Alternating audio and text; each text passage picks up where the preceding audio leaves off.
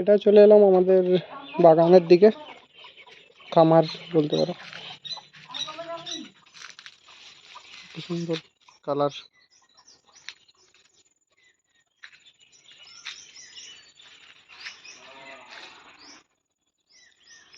এটা একটা বাতাবি লেবুর গাছ রয়েছে, ফুলও এসছে গাছটাতে,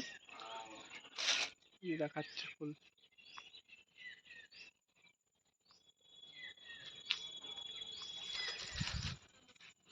আম গাছ, একটা জবা গাছ, দেখো টমেটো ধরেছে দেখছে।